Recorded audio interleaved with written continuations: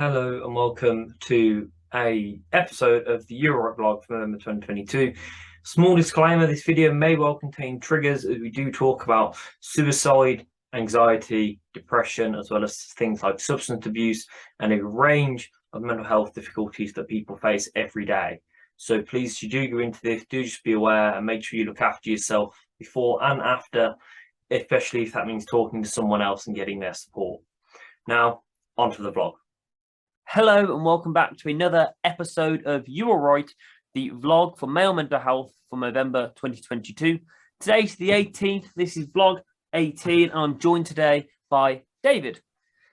Now, David found me and I found David via the beard struggle, which you've seen before on some of the other vlogs. And I just want to give a stay now to everyone that's supported, including the beard struggle, for letting me promote it via them, because it has been something phenomenal that we've managed to get this far.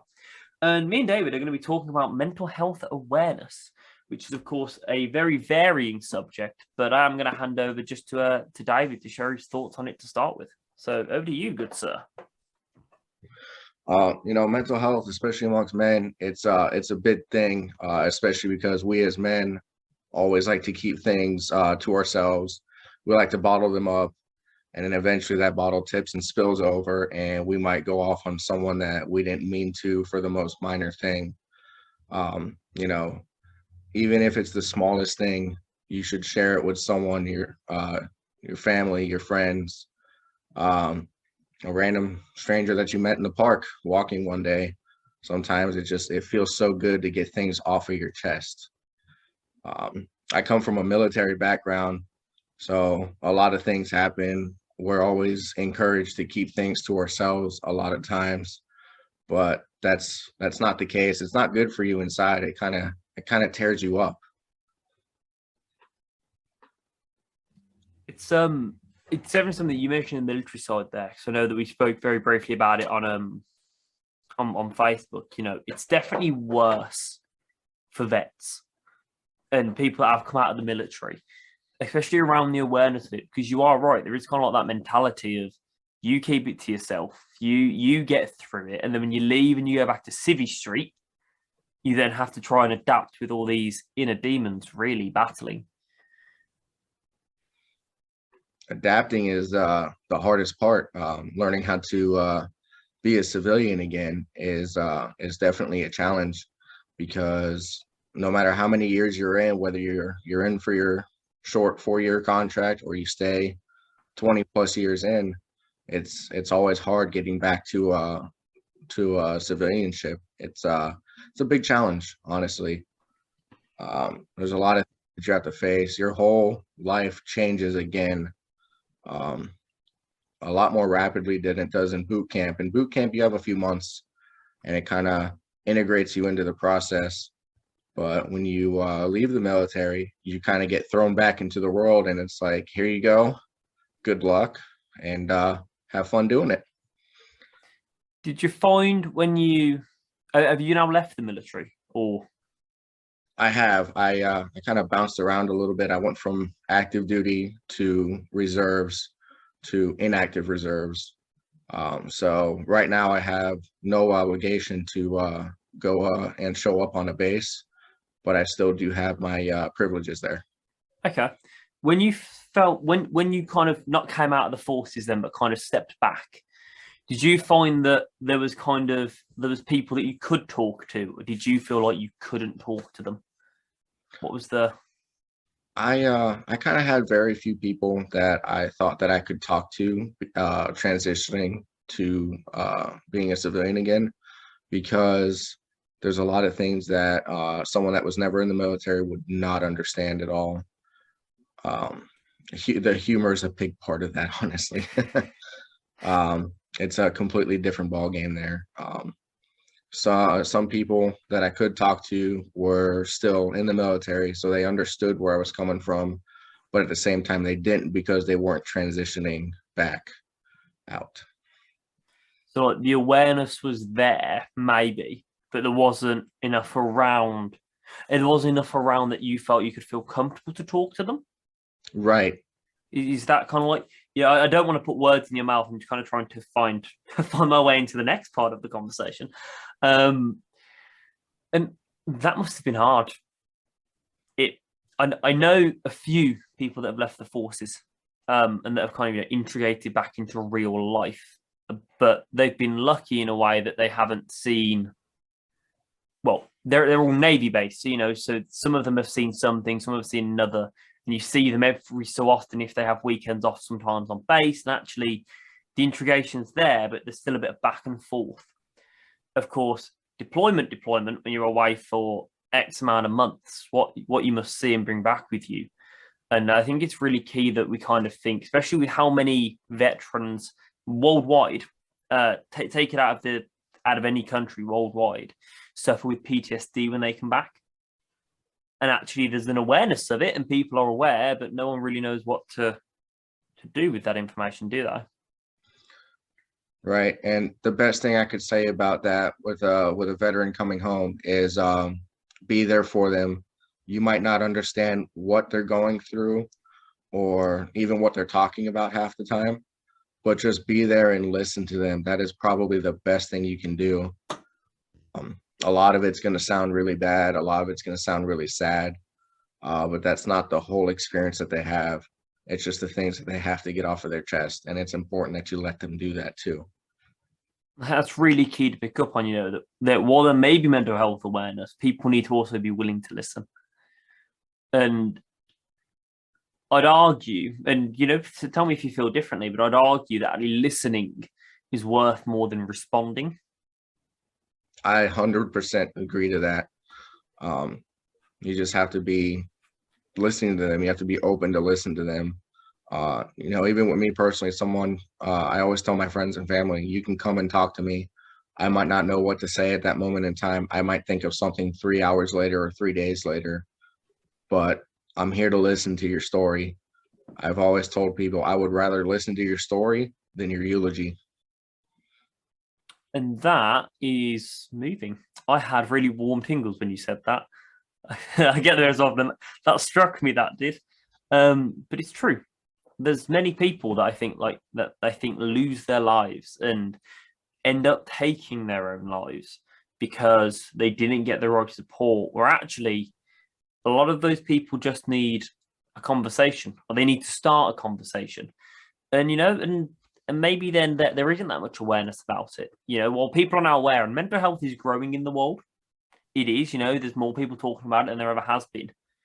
But if people are still not getting the support they need, then maybe the conversation needs to be a bit bigger and with more people. Or it needs to not be so much a conversation than kind of listening to someone. Yeah. Get everything off of their chest. And because sometimes if you say one thing back, you might have said too much. It all depends on how you respond. Even just gestures to respond with can help a lot. If someone's going through something and you're listening there to them, that means the world to them. And then you give them something as simple as a hug after, it might make them feel the world better. And I think it makes them feel safe. I think so too. I think it's a very long journey from being aware and being like, oh yes, I can talk to you, to I can now trust you with maybe supporting me through my recovery, through my journey, whatever you want to call it. Right. And just kind of being there step by step with them will help. Trust is a really big part about that, especially if they don't want a lot of people to find out about everything. You don't want to obviously spill all their secrets to the world. So the trust is really key there, like you said. If you had to say anything specific or any kind of like comment around how people could improve their mental health awareness, really, would you have any sort of words that you'd like to say around that?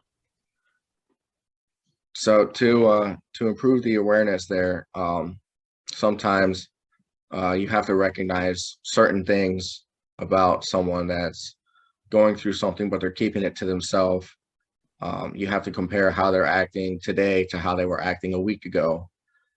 That's a really, really big key thing is if someone was in a bad place just a week ago, things don't change overnight. It takes more than a week, but then they seem like they're in a really good place.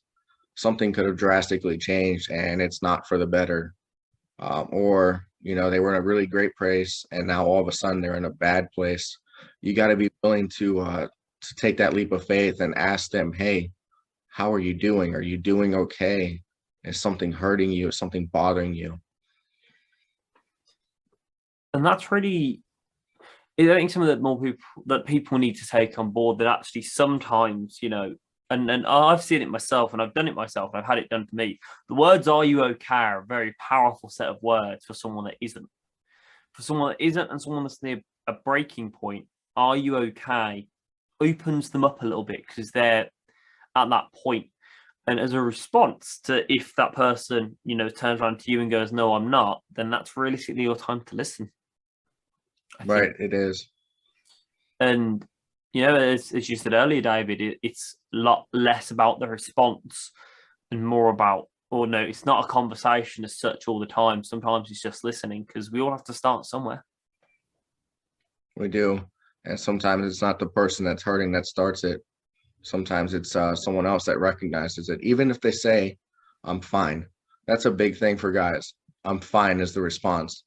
But then they have a whole list of things going on and they're not actually fine. You got to pay attention to how they're answering, not so much as what they're saying, because guys, we can put on a mask and be completely fine and then go home alone, sit inside our vehicle or sit inside the house while we're alone and just cry it out by ourselves because we kept it bottled up and it kind of finally came out.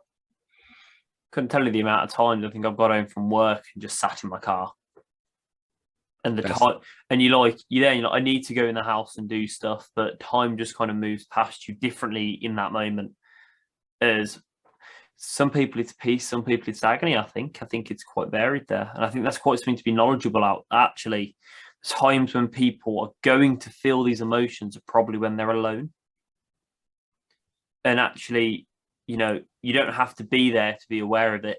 They could text you, they could call you. It could be a weird conversation you're having, but the proactiveness that you could have, are you actually okay? Do you want to go for a drink? Do you want to pop round? Whatever, could actually mean such a difference.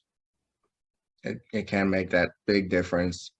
That really just getting them out of the house can help too, because being alone is the worst thing because you're never truly alone.